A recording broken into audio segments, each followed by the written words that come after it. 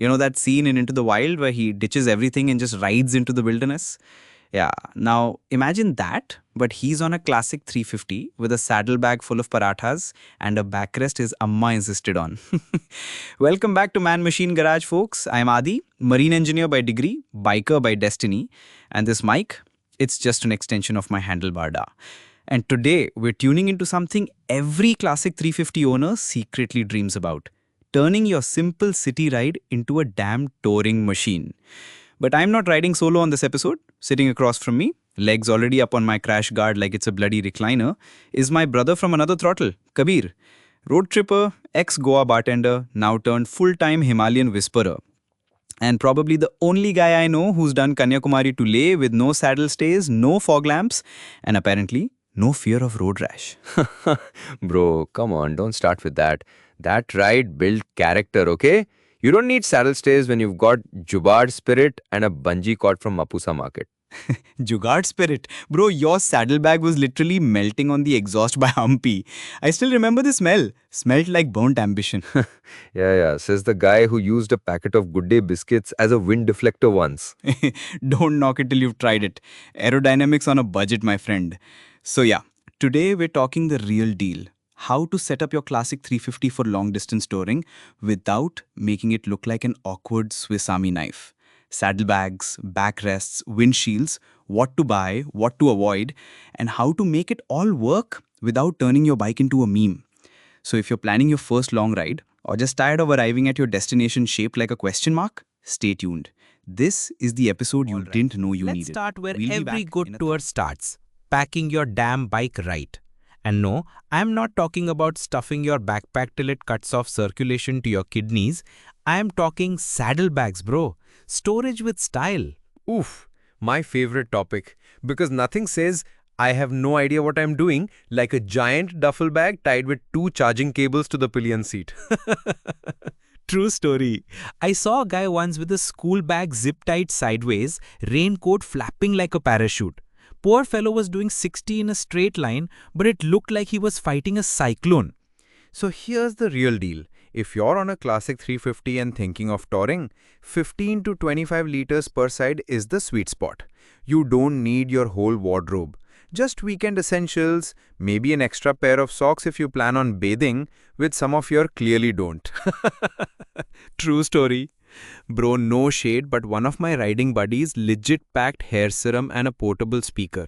I'm like, you riding Ladakh or going to an Instagram shoot in Goa? Exactly. So here's the top saddlebags picks from folks who've actually done the miles. Rhinox Nomad V3, classic throwovers, rugged, budget-friendly. Vitera Claw Mini, hybrid tail plus saddle setup if you don't want to commit. Ari Canvas saddlebags for those who need their bags to match the aesthetic. Retro plus reliable. And please don't forget, install saddle stays. Your bags need to stay away from your exhaust unless you want your undies to smell like burnt plastic. Speaking from experience, Guilty.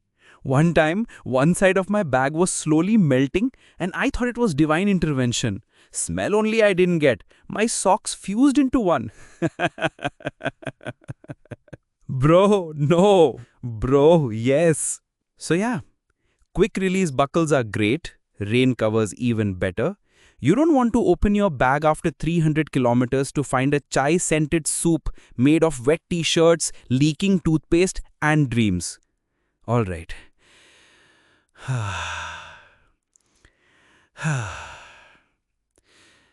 Let's be honest.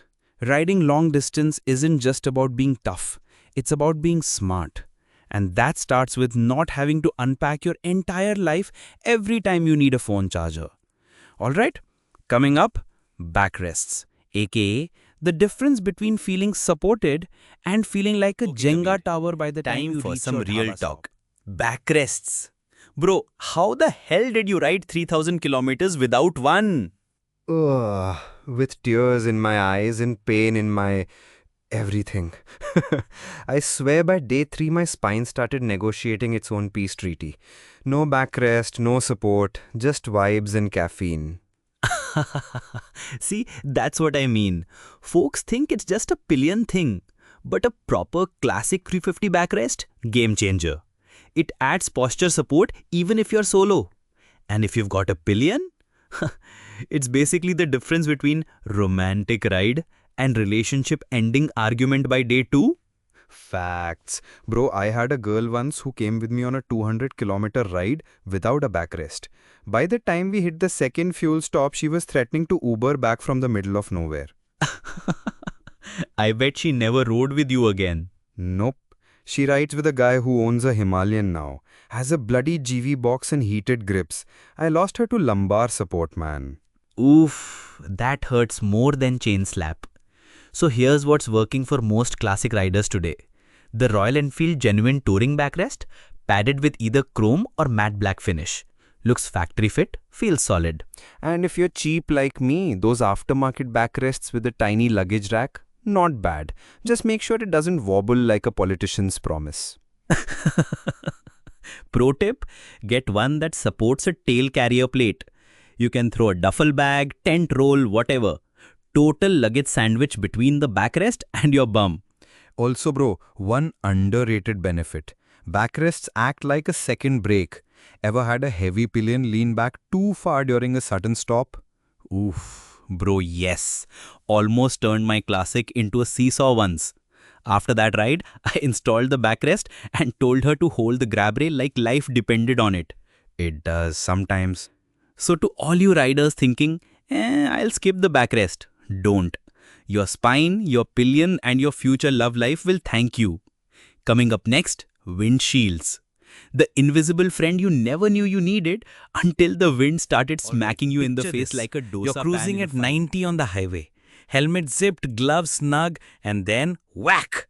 That wind hits you square in the chest like a flying chappal from your childhood. Bro, it's always fun for the first 20 kilometers. Feels heroic, cinematic.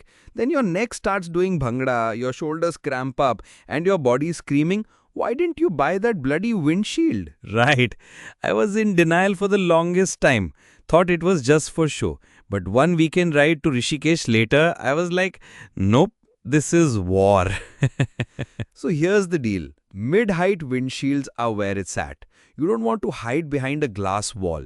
You want something just under eye level, cutting the wind blast but not killing your view.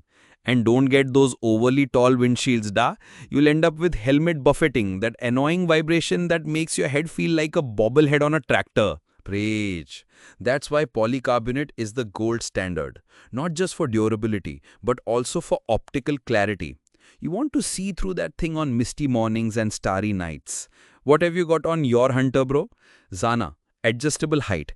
Paired it with RE touring mounts. Solid stuff. But on the Classic, I've tried the RE touring screen.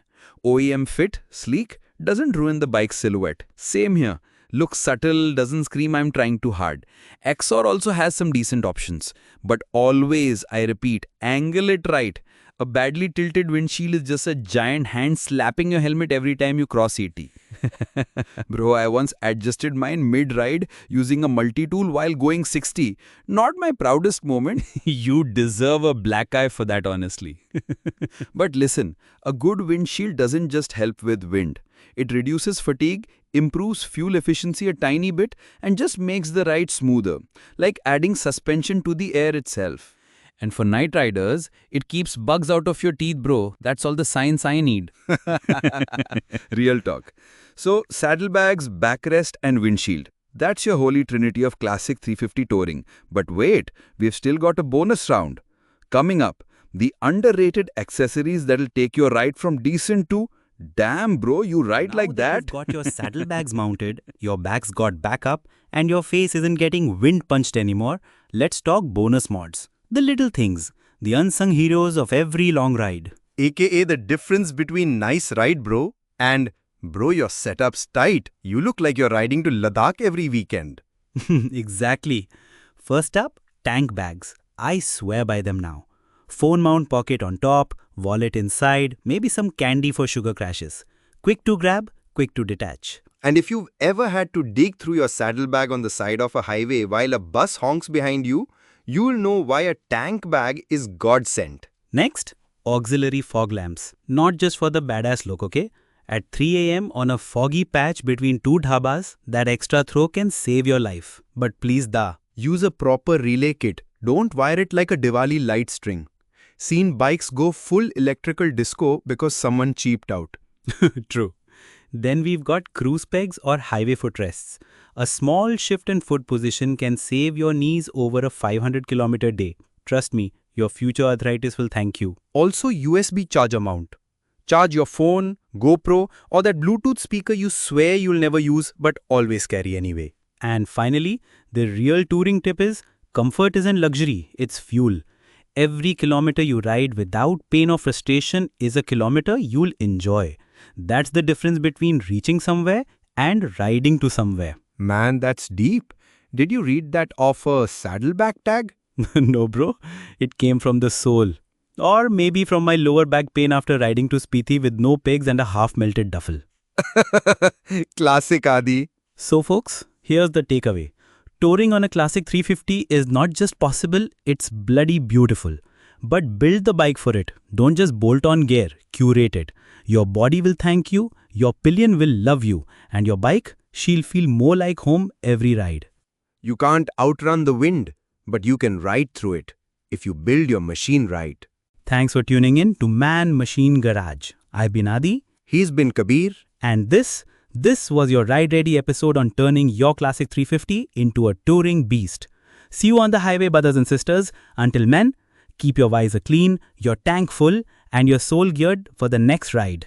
And if your saddlebag melts, remember, we want you.